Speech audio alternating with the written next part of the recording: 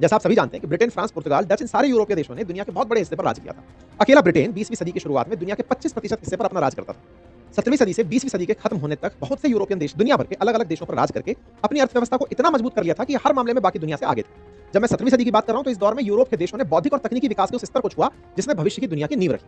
ऐसा मैं क्यों कह रहा हूं, इसे आप यूरोप में जन्मे कुछ नामों से समझ सकते हैं जिनकी खोज आज तक दुनिया के लिए नई सीख देती है। जैसे लॉ ऑफ मोशन और ग्रेविटी को समझाने वाले जो ईसाक न्यूटन थे, जिन्हें दुनिया के सबसे महान वैज्ञानिकों में से एक माना जाता है। गैलीलियो एस्ट्रोनॉमी, फिजिक्स और साइंटिफिक मेथड को देने वाले। नोबेल प्राइज जीतने वाली पहली महिला मारिया क्यूरी, जिन्होंने रेडियो एक्टिविटी पर काम किया। अल्बर्ट आइंस्टाइन, जिनकी थ्योरी ऑफ रिलेटिविटी ने यूनिवर्स को समझने की राह आसान की। पृथ्वी पर जीवन के विकास को समझाने वाले डार्विन या क्वांटम थ्योरी देने वाले नील्स बोर। ऐसे कितने ही लोग यूरोप में पैदा हुए जिनकी खोज ने दुनिया को देखने और समझने का नजरिया ही बदल दिया था। साथियों, यूरोप के देशों में हुई इस बौद्धिक क्रांति का प्रभाव इनके प्रोडक्ट्स पर भी दिखा। जैसे हम मशीन की बात करें तो दुनिया की सबसे ज्यादा लग्जरी ब्रांड की कारें यूरोप में बनती हैं। अकेले जर्मनी में BMW, Mercedes Benz, Audi, Volkswagen, Porsche जैसी कार के ब्रांड्स बने और पूरी दुनिया में चले। डिजिटल तकनीक की बात करें तो 1950 के आसपास जब दुनिया टीवी और लैंडलाइन फोन को भी बहुत बड़ी तकनीक समझ रही थी, उस समय ब्रिटेन के एलन टनिंग ने AI की नींव रखनी शुरू कर दी थी। तकनीकी क्षेत्र में यूरोप की धमक कई दशकों तक बनी रही। अगर कुछ नामों की बात की जाए तो स्वीडन की एरिक्सन साल 1997 में इस कंपनी के पास दुनिया की कुल मोबाइल मार्केट का 40% हिस्सा था। दूसरा नाम फिनलैंड की नोकिया का। एक जमाने में इस कंपनी ने टेलीकम्युनिकेशन सेक्टर में ऐसा राज किया कि दूसरा कोई ब्रांड सामने दिखता ही नहीं था।